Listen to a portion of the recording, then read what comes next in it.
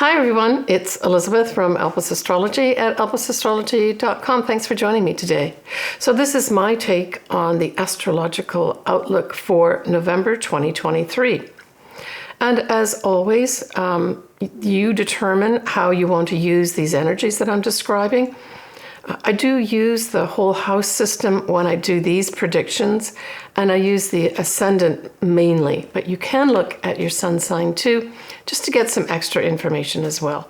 And it really is what resonates with you, right? So we have a new moon in Scorpio, we have Saturn going direct, and we have a full moon in Gemini this month.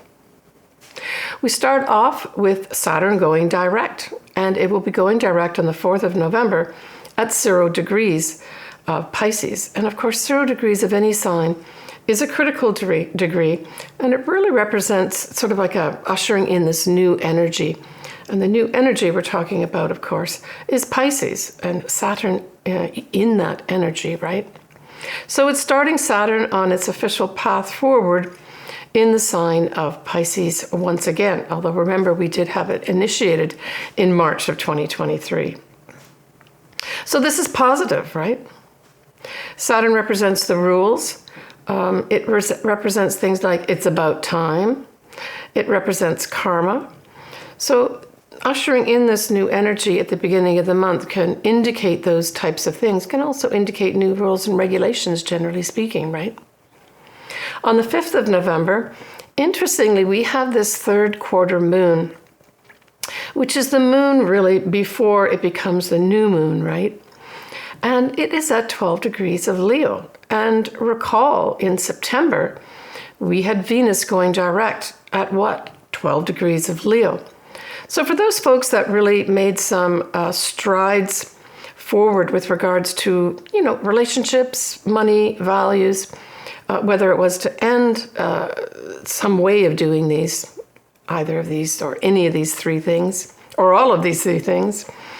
This is kind of a supportive energy that says, hold on here, hold on to me as we head towards that new moon and your official start again in whatever it is that you've wanted to make new, right? Now, in most cases, I'm thinking of those folks that either established a new relationship or a new way of doing a relationship in September. This gives you support for that. Now, it can bring it the support in like a one last test or an understanding inside yourself that, yeah, I made the right decision. That type of thing, that type of energy can come in prior to the new moon because it's at that point that Venus went direct early in September, right? So that's interesting that it actually falls on the same day as this quarter moon that we turn our clocks back. Now, the 9th of November, we have Mercury sextiling Pluto. Well, this brings in some opportunities, positive opportunities, to make some sort of discussions, powerful discussions with powerful people. On the 10th and the 11th of November, we have that Mercury, though, squaring Saturn.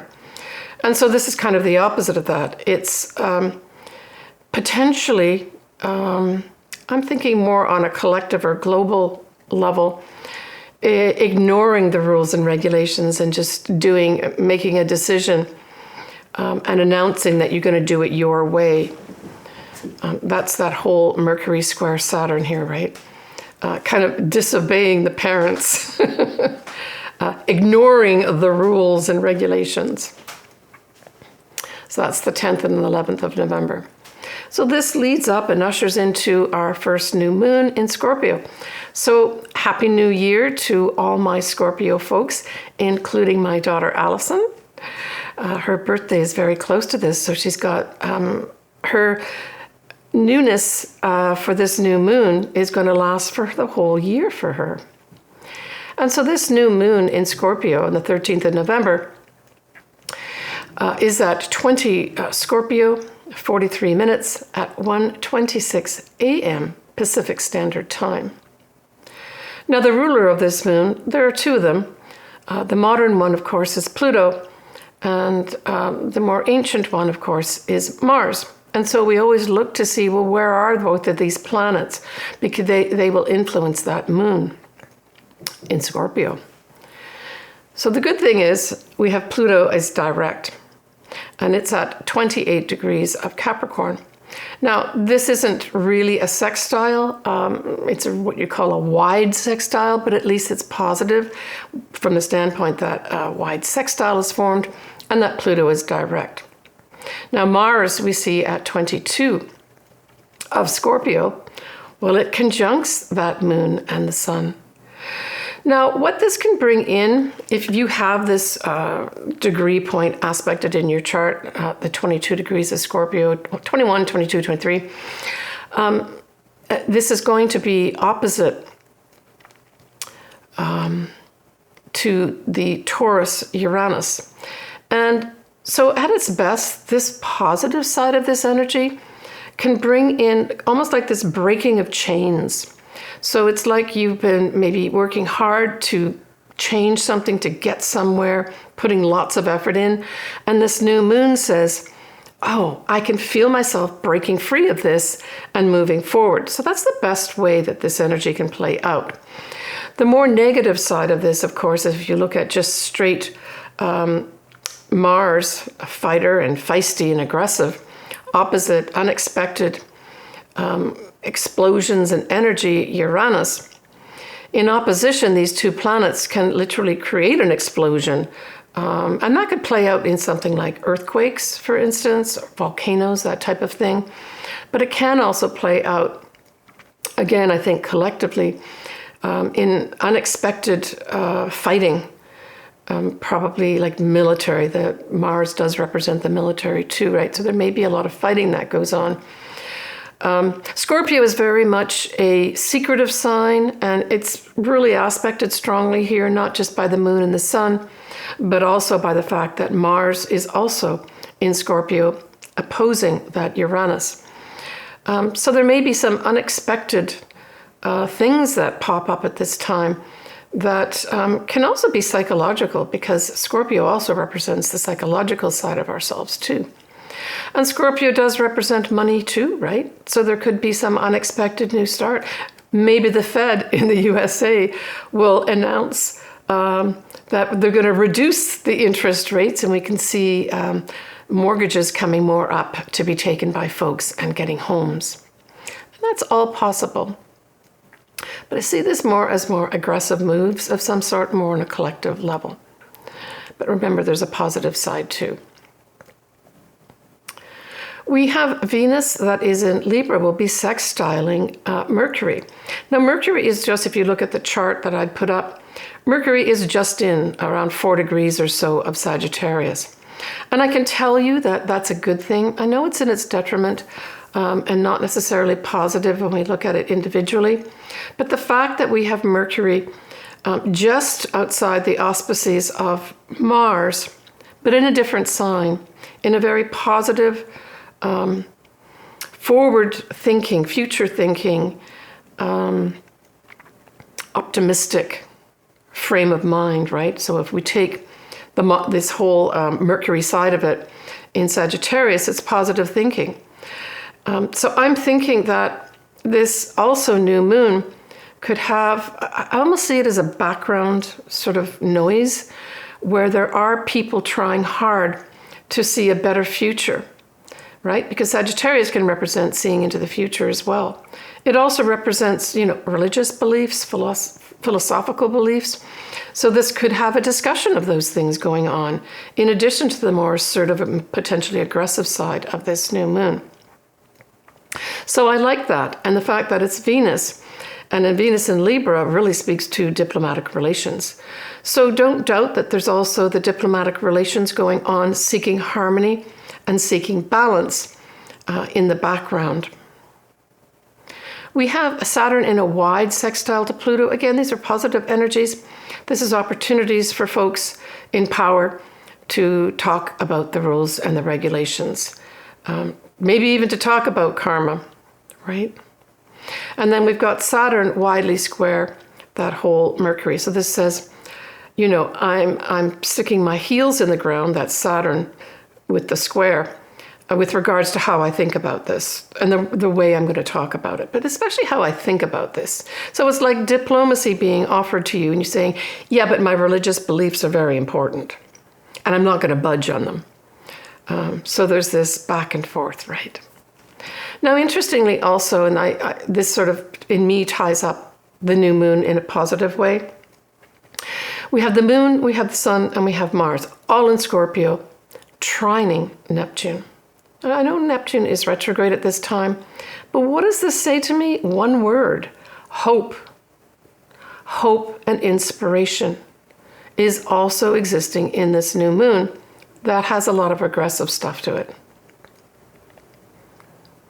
It also speaks to, hope with regards to philosophical beliefs. Can we come to the middle ground and talk?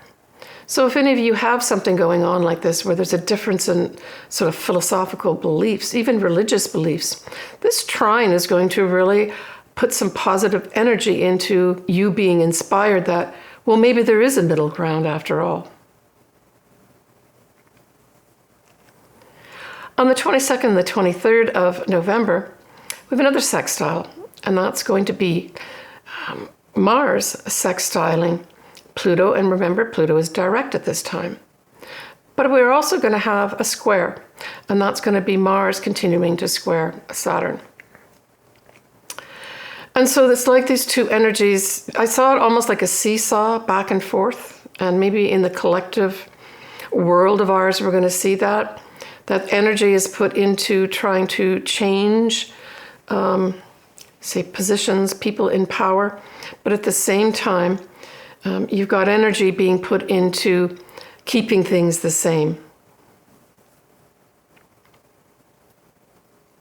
But I'll tell you, if you use that Mars square Saturn in a positive way, it means working hard to put these rules and regulations in place. It means working hard to make this the time to make those changes. Right, next, we're going to have the full moon in Gemini. And this full moon is at 4 Gemini, 51 minutes, on the 27th of November at 1:17 a.m. Pacific Standard Time. So for Geminis, this is a wrap-up. This is an ending of some sort. This is a culmination where things that you started maybe 6 months ago, you can see wrapping up.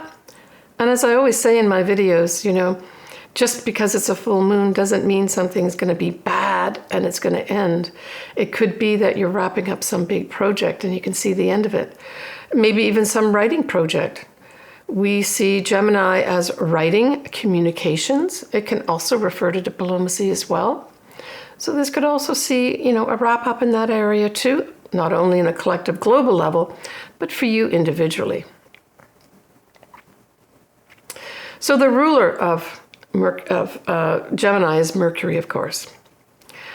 And it is in opposition to Sagittarius. So we have it at 24 Sagittarius. And of course, this is squaring that Neptune at 24 of Pisces. So this says we've got to work hard here. Work hard, and I say this is probably an international component because Sagittarius also rules foreign things, foreign places. But it's also like our philosophies too. And then Neptune can also be more along perhaps like the spiritual religious side, but Sagittarius can be too. So I see there's going to be a clash here with regards to how I think, how I communicate about my philosophies and beliefs. And that's kind of a big sort of theme for this full moon in Gemini. We could even see collectively people standing up in a pulpit, espousing these and saying how important they are. Certainly it's important to communicate, but of course the next word to use is negotiate. And there's potential here, but there's a lot of, again, using that sort of sentence of digging our heels in, to try to see both sides, right? And that's the other thing about Gemini. It really is asking you to include other people and to see their point of view. And so this full moon is going to be focusing on a lot of that, working with others so that everyone can benefit here. Hearing, right? Both sides, and thinking through, Gemini, what you should say, where there's a coming together as opposed to a coming apart. When we look at Mercury, again, it's trining the north nodes in Aries.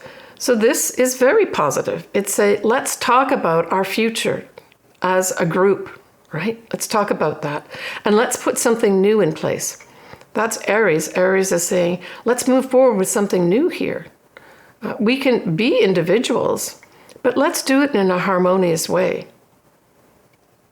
We have the sun is going to be conjuncting Mars. And of course then, because it's a full moon, both the sun and Mars will be opposite to the moon. And so this could bring in a little bit of assertive energy with regards to people speaking, maybe some people speaking out of turn. Remember that Gemini is an air sign, and so it's not like this fiery, a fire sign where I'm not going to give up what I think and what I want to say, even though this does emphasize that speaking out of turn in some respects. Gemini puts a lighter tone on the whole thing, right? And so this is, I believe, someone, stating what they think and putting it in words, maybe standing up, presenting, that type of thing. And in fact, that type of aspect could have some people individually, if this full moon at 4 or 5 degrees of Gemini affects you, you could make maybe some effective presentation at this time, or present your case at this time from documents that you've written, right? We have Venus conjuncting the South Node. So this is wonderful too. South Node types of things, we like to say letting go of them. And of course, it supports the fact that a full moon says endings and letting go. And so this says to me that there's a request here from the universe to ask you to let go of old ways of doing relationship, of perhaps your money, but it's also referring to our values. And I also see this as, women could be in the mix here.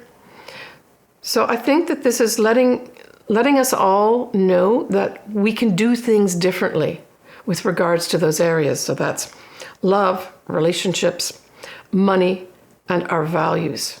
And it really emphasizes, in my mind, as last month we had that whole yod, right, pointing at this South Node. This may be a wrap-up of some of us individually letting go of relationships, letting go of old ways of doing relationships and embracing new ones. But maybe also our money too. That let go of old ways of dealing with your money and put ones in place that give you better balance in your life. Because that South Node, of course, is in Libra, which is all about balance and harmony, right? So staying with Venus conjuncting that North Node, it goes right the way through the 30th of November 2023 as an exact. So it's an important thing that I've just spoken about. Well, good luck to everybody in November. When we look at December, yay, we have that Neptune going direct. But we do have a Mercury retrograde, and it's an interesting Mercury retrograde because it's going to start in very conservative Capricorn, but spend a lot of its time in future-oriented, optimistic, positive, risk-taking Sagittarius. And speaking of Sagittarius, you will have a new moon there, full moon in Cancer. And of course, that full moon in Cancer is the second full moon. That's unusual in a year. I'll talk about that next month. And then we have Jupiter going direct, literally the last day of December, the 31st of December, 2023. All right, talk about that more next month for you guys, right? So let's now move on to the ascendants or sun signs, whatever resonates with you. Well, Gemini, you've got your full moon at the end of the month. But we're going to start off, first of all, with that new moon in Scorpio, and it is in your 6th house. Well, that's fabulous. So for some Geminis, you're going to see a whole new official start to health. So for those Geminis that have had poor health, look forward to this new moon as things having, it's like the up and up with regards to your health. Now, it could also have some Geminis deciding, you know what, I'm going to take a new course here with regards to the way I work out, the way I nurture myself with, either nurture yourself with regards to what do you put in your body, but also what you put into your mind, right? Maybe examining that and changing things up there. For still others, it could have some kind of new start in your day-to-day job. And if you don't work right now, it's what you do day to day that maybe you just thought, I want to do something different here. And Scorpio is like the metaphysical side of life. So it might be some Geminis decide, I'm going to take up some of these metaphysical things.